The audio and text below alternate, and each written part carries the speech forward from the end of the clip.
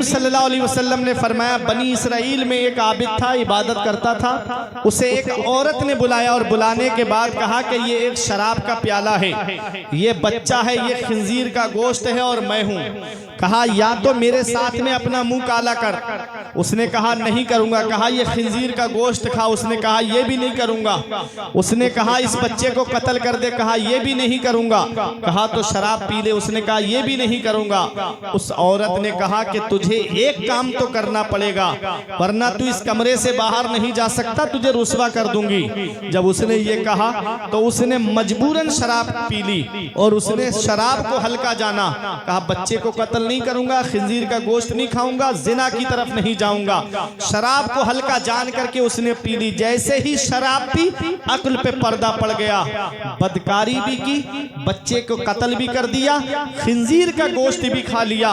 नबी ने फरमाया शराब उम्मुल खबाइस है, गुनाहों की जड़ है शराब। शराब से ही सारे गुनाह जन्म देते हैं। शराब पीने वाला जिना की तरफ भी जाता है।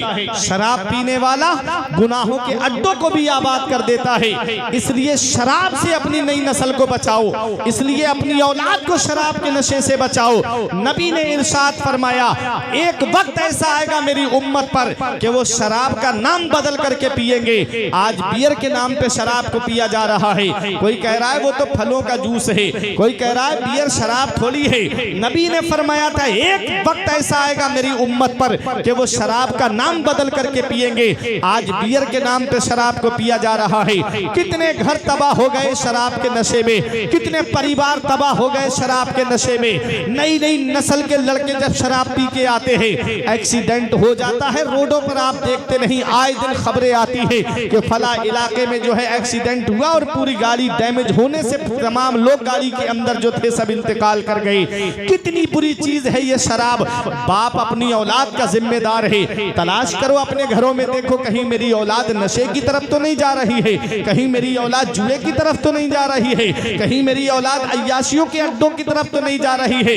नबी फरमाते हैं कुल्लुकुम राइन व कुल्लुकुम मसऊलुन अन रइयतिही। तुम में का हर शख्स जिम्मेदार है और अल्लाह कयामत में हर शख्स से उसकी जिम्मेदारी के बारे में पूछेगा। बाप औलाद का जिम्मेदार है, बड़ा भाई छोटे भाई बहनों का जिम्मेदार है। शरीयत के अहकाम पहुंचाने के एतबार से बस्ती का आलिम या मस्जिद का इमाम अपनी बस्ती का जिम्मेदार है।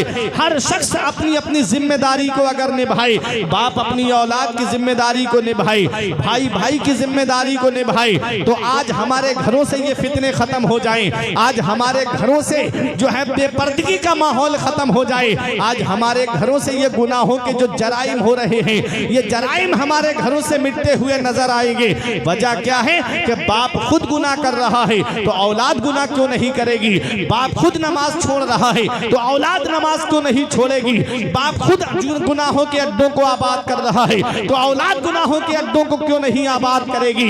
इसलिए याद रखो प्यारे मुसलमानों, पहले खुद को बदलो तब तुम्हारी औलाद के अंदर सुधार पैदा होगा। पहले खुद में चेंजिंग लाओ फिर तुम्हारी औलाद के अंदर चेंजिंग आएगी। याद रखना इन अहसनतुम अहसनतुम लिअनफुसिकुम व इन असातुम फलहा। अगर तुम अच्छा करोगे तो अच्छाई तुम्हारे लिए है और अगर तुम बुरा करोगे तो उसका वबाल भी तुम्हारे ऊपर है। वमा असाबकुम मिन मुसीबतिन फबिमा कसबत ऐदीकुम। अल्लाह की तरफ से तुम्हें कोई मुसीबत नहीं पहुंचती है, तुम्हारे अपने हाथों की करतूत होती है। जब भी कहता हूं या अल्लाह मेरा हाल देख, हुक्म होता है अपना नामे आमाल। नामे आमाल नेकियों से खाली हो गया। आज हमने गुनाहों के अड्डों को आबाद कर दिया, मस्जिदों को वीरान कर दिया।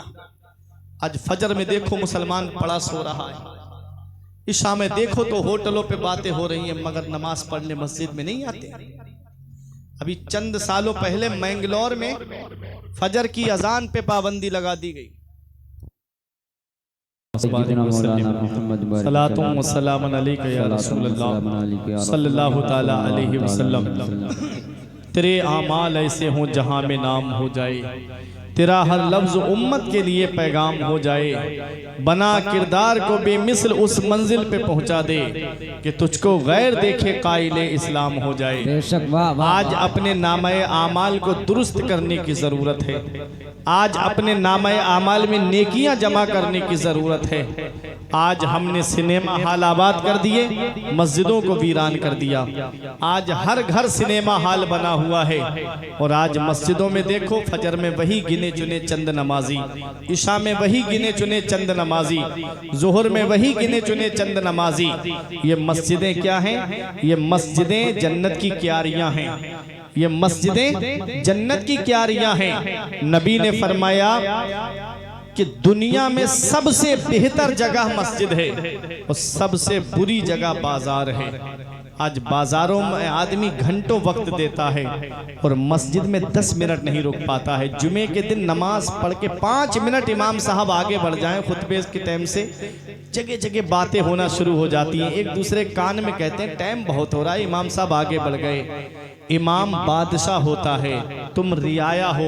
रियाया को ये हक नहीं कि अपने बादशाह के ऊपर कोई हुक्म जमाए। बादशाह को इख्तियार है। मस्जिद अल्लाह का घर है। कयामत के दिन अल्लाह ताला इन मस्जिदों को ऐसे ही उठवाएगा और उनको कश्तियों की शक्ल में कर देगा। जिसने मस्जिद में हिस्सा लिया है, जिसने मस्जिद में ताउन किया है, मस्जिद में जाकर के नमाज पढ़ी है, अल्लाह तबारक व तआला हुक्म देगा कि इस मस्जिद में सवार होकर के, इस कश्ती में सवार होकर के पुल सिरात को पार करें। अब सोचो, जो इस मस्जिद में ताउन करे उसके लिए ये इनाम है, जो इस मस्जिद की खिदमत करे उसके लिए ये इनाम है। तो जरा सोचने वाली बात है, जब हम इस मस्जिद की खिदमत करेंगे तो कयामत के दिन कश्ती की शक्ल में ये मस्जिद होगी, उसमें बैठ करके अल्लाह ताला हमको पुल सिरात पार कराएगा। कश्तियों में बैठ करके हम पुल सिरात को पार करेंगे। सुभान अल्लाह। कभी सोचा है आपने? ये खिदमतें जो कर रहे हैं मस्जिद की, ये हमारे उस्मान खान साहब हैं, मस्जिद के मुतवल्ली, मस्जिद की खिदमत में लगे हुए हैं। ये इमाम साहब हैं मौलाना इमरान साहिब किबला। ये आप लोगों के जिनके चेहरे को देख रहे हो, अल्हम्दुलिल्लाह बेहतरीन आलिम भी हैं।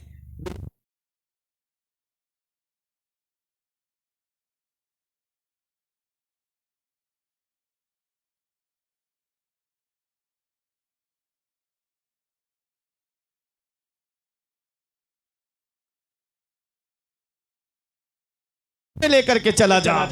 वाह वाह। तो ये आलिम का मकाम है, ये आलिम का मर्तबा है, ये आलिम की शान है। और इमाम की जरूरत तो पैदा होने से पहले भी पड़ती है। इमाम की जरूरत